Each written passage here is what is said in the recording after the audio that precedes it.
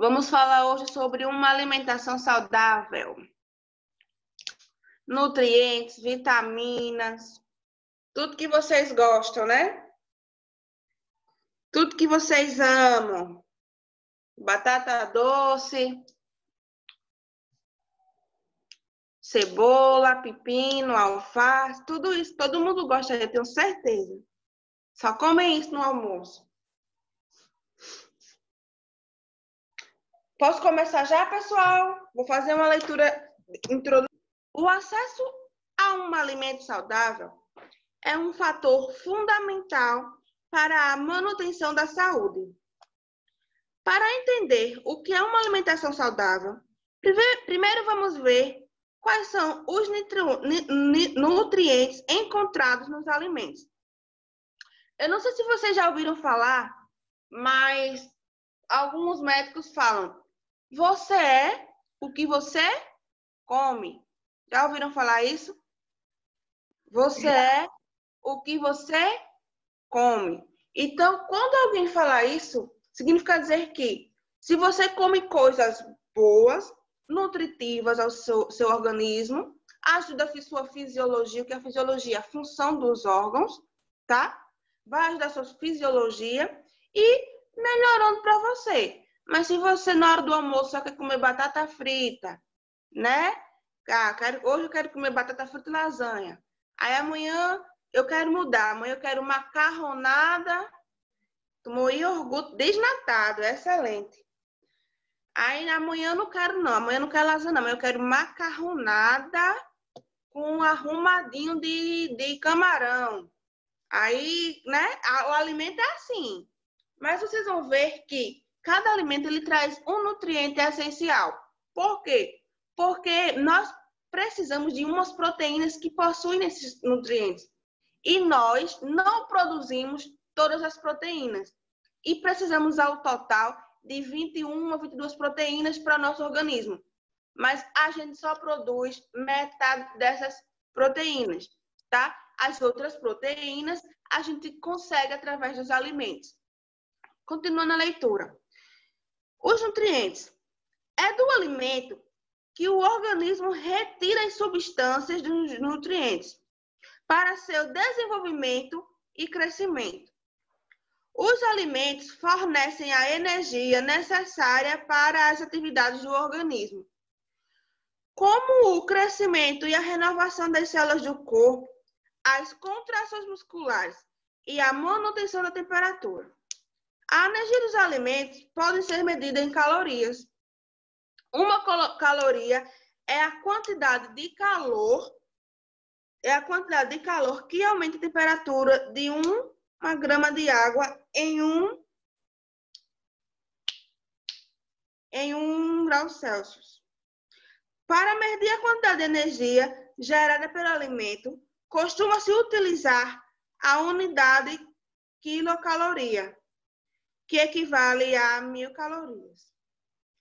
Uma maçã, por exemplo, tem cerca de 70 calorias e uma bola de sorvete 230 calorias. No dia a dia, porém, referimos a quilocalorias simplesmente como calorias. A quantidade diária de energia de uma pessoa precisa varia de acordo com alguns fatores, como a massa corporal, a idade e principalmente a quantidade de energia gasta durante o dia. Por exemplo, vocês aí, atletas que gostam de correr, pular em cima do sofá, pular em cima da cama, essa época de quarentena é assim, não tem muito o que fazer, tem que inventar um brinquedo dentro de casa. E qual é o brinquedo? A cama é o pula-pula, o sofá é a continuação do pula-pula, né? É assim. Aí o que acontece? Você, nesse exercício, você está se movimentando. A partir do momento que a gente está se movimentando, eu faço movimento. Ótimo, sua mãe tem uma academia aí na sua casa. Excelente, parabéns para ela. Aí, nesse movimento que vocês fazem, vocês estão gastando energia. Se eu estou pegando um copo e levantando várias vezes, tá? Eu estou gastando energia. Por quê? Porque eu aplico sobre o meu copo uma força. E essa força requer uma energia para eu estar para frente, para trás, para um lado, para o outro. Por isso que as pessoas na academia ficam magras, porque elas gastam energia consequentemente, a energia consome glicose e elas vão ficando mais magras, adquirindo mais massa muscular por conta da quebra da glicose e da retenção de energia do organismo. Uma pessoa que possui excesso de peso, por exemplo, significa dizer que ela tem energia guardada. Ela possui um adiposo maior, um tecido adiposo maior, tá? Então, ela está com uma quantidade de quilos a mais, ela possui uma energia maior e uma quantidade de tecido adiposo, que é a gordura, maior também. Então, a energia dela está guardada. A partir do momento que ela vai para uma academia, começa a se movimentar, correr, pegar peso e tal, ela vai gastando essa energia. Por quê? Porque ela está aplicando uma força sobre aquele determinado equipamento. Então, ela aplica a força, consome. A força requer energia, a energia requer glicose, a glicose vem do alimento. Como ela tem bastante energia guardada, ela começa a liberar energia. Por isso, emagrece. Porque o tecido adiposo é a gordura gera a glicose a gente quebra através de uma atividade, de uma força aplicada sobre alguma atividade que a gente faz. Continuando. Carboidratos. O principal nutriente que fornece energia são os carboidratos, também conhecidos como glicerídeos ou açúcares. Eles são predominantes no arroz, pão, macarrão, apim, que é mandioca, feijão, batata e os alimentos que apresentam açúcar, como a sacarose, em suas composições, tipo bala, bombom, bolo, chocolate, milkshake, sorvete, tudo isso a gente encontra a glicose. O que é um carboidrato, professora? Não estou entendendo. Porque a energia é gerada de um carboidrato. Primeiro, quando a gente fala a palavra carboidrato, a gente lembra de massas. Então, macarrão, como eu falei, macarronada, lasanha, pizza, pão, ele é um tipo de carboidrato, tá? A massa em si, ela possui um carboidrato. E esse carboidrato, ele ao ser consumido por nós, pelo nosso organismo, ele dá bastante energia. Tanto que quando a gente quer emagrecer, um primeiro ponto que a gente faz é tira carboidrato. Tira o pão, tira as pizzas, tira os refrigerantes porque é açúcar. Então, eles começam a diminuir. Por quê? Porque a fonte de energia está nesses carboidratos. A maior concentração está nesses elementos. Seja pizza, lasanha, macarronada, escondidinho de não sei o quê, de frango. Eu gosto de frango, então é por isso que eu estou falando muito. Escondidinho de frango, de não sei o quê. Aquelas batatas inglesas, e não as roxas, aquelas que a mãe faz o purê de batata frita. O que acontece se a gente... Vou explicar já. O que acontece se a gente ficar sem o sal, sem açúcar? O sal, ele ajuda. Nós temos no nosso organismo uma bombazinha chamada de bomba de sódio e potássio. O sal no nosso organismo, ele vira sódio, tá? É tanto que é conhecido como cloreto de sódio, o sal, tá? E ele ajuda, ele requer. Por quê? Porque dentro da nossa célula, ela precisa estar em um equilíbrio. Então, o sal, ele ajuda nesse equilíbrio. A partir do momento que tira demais o sal, primeiro, a pressão desce. É tanto que pessoas que possuem pressão arterial, elas não podem estar comendo muito sal. Por quê? Porque se ela comer sal, a pressão sobe mais do que a pressão dela já está. Então, diminui o sal. Sem o sal, a nossa pressão diminui. Por quê? Porque o que ajuda a manter esse equilíbrio é o sódio na célula. Existe uma bomba chamada sódio e potássio. Então, a saída e a entrada de sódio na célula mantém um equilíbrio. Agora, se uma célula possui muito sódio, altera a pressão, aí a pessoa come mais sal, que no organismo vira sódio, eleva a pressão. Pessoas com pressão alta têm que diminuir o sal por conta disso. E pessoas com pressão baixa, aumenta o sal. Por quê? Porque o sal, ele vai manter o equilíbrio. O açúcar, o que acontece? Que se a gente não comer açúcar, eu falei aqui para vocês que o açúcar, ele gera glicose no nosso organismo. E por que é importante? Porque a gente precisa de energia. Então, a partir do momento que a gente não tem glicose, não tem açúcar, não tem energia. Como é que você vai fazer alguma coisa se você não tem energia? Vocês podem ver, os fisiculturistas, aqueles homens que ficam lá malhando, eles malham 3 horas se deixar seguidas. Mas depois eles têm que comer. Eles têm que comer frango, eles têm que comer arroz integral, mas eles têm que se alimentar. Ah, professora, mas não é açúcar. Uma novidade que eu venho trazer para vocês agora. Tudo aquilo que você come no organismo, ele vira açúcar. Tudo. Não é o simples fato, aquele açúcar branco que a mãe de vocês tem em casa, aquilo ali é um açúcar que a gente usa para adoçar. Mas no nosso organismo, tudo aquilo que a gente come é resultado em ácidos graxos, em proteínas e açúcar. Então, eu não sei se vocês já ouviram falar essa expressão, mas tudo que come é açúcar. Seja ela massa, até legume mesmo. Você está comendo uma fruta, você está comendo açúcar. Por que pessoas diabéticas, não podem comer banana? Porque a banana, quando ela é quebrada pelas nossas enzimas, nós possuímos enzimas no nosso organismo, ela vira açúcar.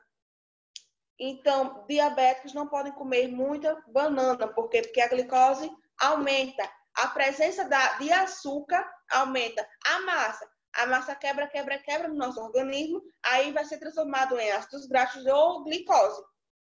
Também tem outro tipo de glicose, que é um tipo de fermentação. Então, é um estudo mais aprofundado que eu não vou falar para vocês, mas é importante você saber que tudo aquilo que a gente come vira glicose no nosso organismo, certo? Então, por que é importante comer e ter glicose? Porque a glicose gera energia. O que acontece se a gente não tem nem sal nem glicose? Se não tiver sal, morre quando não vai ter a pressão, porque é o sal que vai dar o equilíbrio. E o que acontece se não tiver açúcar? A gente não vai ter energia, certo? Vamos lá. Lipídios, na outra página. Os lipídios, que é em relação através de gordura e óleo, formam várias partes das células e servem de reserva de energia do organismo. Vamos lá. Eu acho que esse ano a gente já falou sobre célula. E o que é uma célula? A célula é a menor parte e que constitui a vida, tá? O que é célula? Célula é uma unidade básica da vida. E como é composta uma célula? Essa célula, que é a que a gente tem, precisamente a célula eucarionte, ela é uma célula que possui membrana, ela possui citoplasma e ela vai possuir núcleo, tá? E o que acontece? Por que o lipídio? Porque o lipídio, na membrana, ele faz uma camada de fosfolipídio, uma camada que ela vai lá, tá lá controlando a entrada e a saída de substâncias através da membrana, e esse lipídio, ele vai ficar lá nos fosfolipídios ajudando esse controle de entrada e saída. Por quê? Porque ele vai selecionar as moléculas que podem entrar na nossa célula. Então, na constituição de uma célula, existe aqui esses lipídios. E o que é lipídios, professora? Relembrando, é a gordura e óleo. Aquilo que a gente come vai transformar em gordura e óleo é conhecido por lipídios. Continuando. Sendo encontrados no leite e em seus derivados, manteiga, óleo, ovo, carne, azeite, vegetais ricos em óleo, o óleo do coco, o óleo do abacate, de óleos e nos produtos feitos com leite ou ovos. Proteínas. As proteínas são as principais substâncias da construção do corpo. Além disso, todas as reações ou transformações químicas do organismo dependem das proteínas, especiais as enzimas. Primeiro, o que é uma proteína? Uma proteína é um conjunto de aminoácidos, tá? E aonde a gente, professora, consegue essas proteínas? Essas proteínas vêm dos alimentos. Aquilo que você come tem uma proteína. Por exemplo, quando a mãe de vocês fala, coma carne, porque a carne tem proteína. É verdade. Quando vocês estão lá se alimentando, comendo a carninha, comendo a verdurinha, tal, tem proteína, tem aminoácidos lá. E essa junção de aminoácidos forma proteína e essa proteína ajuda o seu corpo, ajuda a sua fisiologia. E o que é a fisiologia? É a função dos órgãos. Tem órgãos que só funcionam através da junção dessas proteínas. Por quê? Porque ajuda ele a trabalhar. Por exemplo, os rins. O rins, ele precisa de ajuda para trabalhar. O fígado, ele faz toda a parte toda a parte metabólica do seu organismo. Então, para ele estar sempre saudável, vocês precisam manter ele bem, com alimentos saudáveis. Onde requer, professora, onde faz essa absorção de nutrientes? Porque primeiro, para a gente ter nutrientes, precisa ter uma absorção. Não é só comer, engolir, passou pelo laringe, esôfago, chegou no estômago, tá? Onde é que faz, professora, essa absorção? Primeiro, a digestão começa onde? Boca. Temos enzimas na boca, começa a quebra do alimento. A partir daí, já começamos a ter o início da digestão, certo? Ao engolir alguns desses nutrientes, claro, ele vai ser sendo absorvido pelo tubo digestório, mas a maior parte de nutrientes vai ser absorvida pelo intestino. Aquilo que ele não for, que ele não for requerer do alimento, aquilo que ele não quiser, vai ser transformado em bolo fecal, ou seja, as fezes. Tá lá o pão, por exemplo, ou uma coxinha, que é mais fácil para vocês entenderem. Tá lá, coxinha tem massa, a massa é o carboidrato, temos o frango, que vai servir como uma proteína, as enzimas temos na boca, que é a amilase, ela começa, vai ter a quebra, começamos a digestão. Chega no intestino, essa coxinha, aquilo que o organismo pode absorver, o intestino absorve de nutrientes. Mas vai ter alguma proteína, alguma coisa que ele não vai querer. Alguns sais, ele não quer. Por quê? Porque ele está superlotado. Daquilo que ele está superlotado, ele não vai querer. Aquilo que ele não quer, ele... Peguei o frango, exemplo, tá? Peguei o frango, peguei uma parte da coxinha para energia de carboidratos. Pronto. Isso aqui da coxinha eu não quero. Esse óleo aqui eu não quero. Aí o que ele faz? Faz a junção, transforma em um bolo fecal, que são as fezes, e libera pelo reto. Certo? Continuando. Os alimentos de origem animal são, em geral, boa fonte de proteínas, sejam ovos, carnes, leites e derivados. As plantas conhecidas como leguminosas, feijão, soja, ervilhas, lentilha, amendoim. Também tem boa quantidade de proteína. Professora, eu não estou entendendo. Por que a proteína é tão importante? Vamos com calma, vamos lá. As nossas células, elas precisam de proteínas. Por quê? Precisamente na célula eucariante, que é a célula da gente, que é a célula animal, ela necessita que essas proteínas ajudem a manter, a gerar energia. Nós temos uma energia formada, que é a energia da ATP, que também requer de glicose e proteína. Tanto é que nas nossas células possuímos organelas. O que são organelas? São pequenos células, são pequenos órgãozinhos dentro da célula que vão exercer funções de produzir proteína.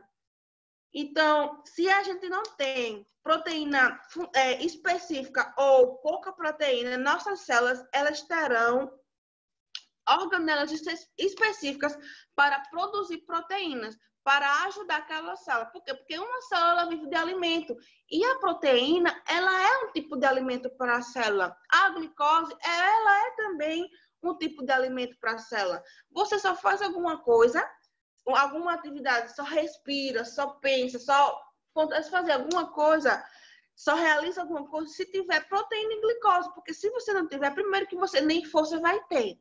Se você não tiver proteína, se você não tiver glicose, você não vai ter força para nada. Porque uma pessoa, como é que eu posso dizer? Pronto, tem uma pessoa doente, tá? Imagina uma pessoa doente, você está doente. A primeira coisa que você não quer fazer é comer. Aí você fica logo o quê? Fraco. Aí fica fraco, deitado. aí não consegue levantar, não consegue fazer mais nada. Por quê? Porque a ausência de nutrientes, a ausência de glicose, não oferece energia para o seu organismo, fazendo com que isso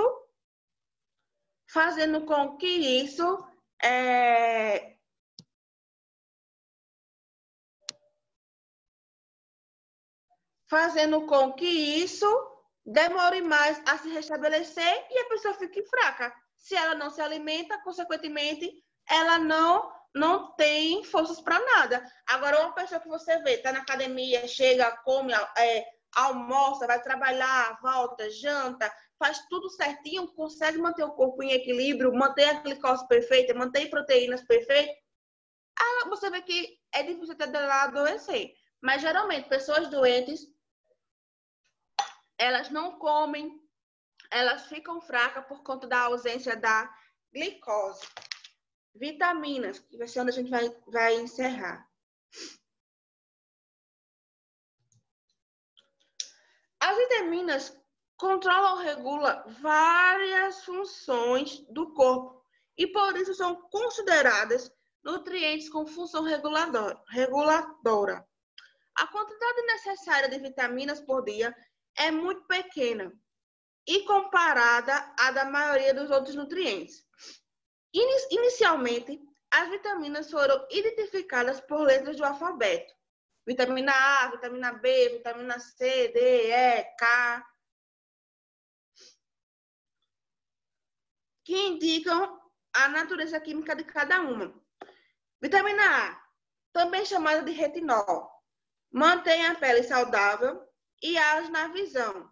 Vitamina B, são várias vitaminas, B1, B2, B3, C6, B12 e assim vai. Niacina, ácido e fólico, que agem em muitos processos químicos do corpo, principalmente na respiração celular, responsável pela obtenção de energia. Essa vitamina B, quando a mulher ela fica grávida, tem a tendência de diminuir. Uma mulher grávida, a vitamina B diminui. Aí o que ela faz? Ela começa a tomar algumas medicações, deve, né, comer alimentos ricos em vitamina B, ter aquele tempo que a gente chama de tomar banho de sol, para repor essa energia. Por quê? Porque ela perdendo a vitamina B, ela pode até chegar a um tipo de anemia específica pela ausência da vitamina B. Aí o médico solicita o quê? Exames para saber se aquele paciente está ou não com a ausência ou presença de vitamina B. Aí ela começa a tomar uma medicaçãozinha, não sei se vocês já ouviram falar, de ácido fólico para aumentar, ajudar nessa produção de vitamina. Vamos lá, próxima página. Vitamina C. A falta dessa vitamina, a gente conhece muito essa vitamina C, né? Também chamada de ácido ascórbico, provoca uma doença conhecida como escorbuto, que causa sangramento na pele, na gengiva, nas articulações e em outros locais. Além disso, a gente sabe que a ausência da vitamina C, ela pode gerar a gripe. É tanto que quando a mãe e o pai de vocês estão doentes, ou até mesmo vocês, eles fazem o quê? Isso é falta de vitamina C. Tá assim porque não toma suco de laranja com beterraba. Tá assim porque não come cenoura, né? Tá assim, depois agora eu vou ali na farmácia e vou comprar uma vitamina C para você. Aí ele compra a vitamina C, faz você tomar 10 comprimidos de vitamina C. Por quê? Porque a vitamina C, ela ajuda o nosso sistema imunológico. Quando a gente está gripado, está doente, seja por gripe ou bactéria, o nosso imunológico baixa.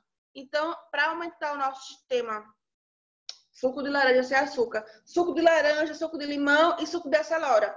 São os principais sucos que possuem bastante em abundância de vitamina C, sem açúcar, claro. O que eu estava falando? Sim. Aí a mãe de vocês chegam lá e vão dar a vitamina C. Compra na farmácia. Toma aí. Vocês tomam o quê? 10, 12 comprimidos de vitamina C.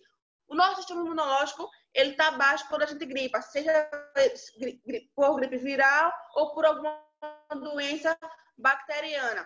Nosso sistema imunológico diminui. A partir do momento que a gente começa a tomar vitaminas, seja ela B, C, D, começa a ter um resultado positivo para o nosso imunológico. Então, ele aumenta. E assim fica mais fácil com o nosso sistema imunológico aumentado, fica mais fácil combater vírus, bactérias, fungos, o que seja o que for.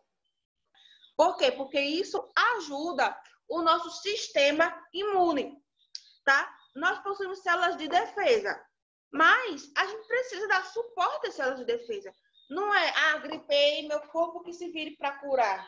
Não é assim, meu corpo que se vire para curar. Não, a gente precisa dar meios para ele poder se recompor. Imagine só, vamos lá.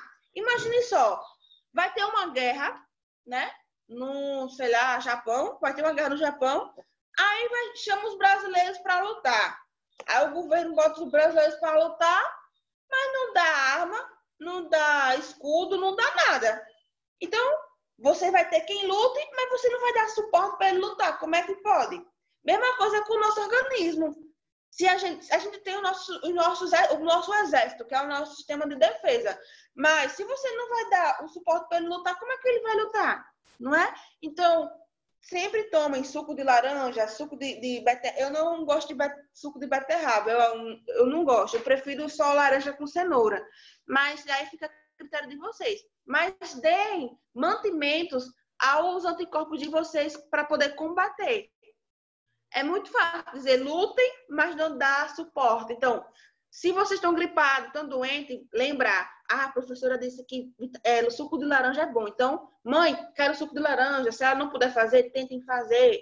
Mas deem mantimento ao corpo de vocês combater e não ficar gripado e achar que ele vai resolver tudo sozinho. Pode até resolver, mas, claro, ajudando, imagine só. Aí, vamos lá, voltando para a guerra. O Brasil vai para a guerra, sem arma nenhuma, sem equipamento nenhum. Chega lá no primeiro tiro, morre todo mundo, não é? Mas, quando o governo fala, olha, vocês vão lutar, mas aqui tá as armas e os escudos, pode ter um primeiro tiro, pode matar um ou dois, mas não mata todos. Por quê? Porque eles vão estar com as armaduras específicas para aquele combate. Então, mesma coisa é no nosso organismo. Se nós estamos gripados, nós estamos doentes, seja por vírus, bactérias ou fungos, ou parasita mesmo, algum protozoário, o nosso corpo vai sentir. Mas a partir do momento que a gente dá as armaduras para eles, eles vão ter como combater. Beleza? Continuando.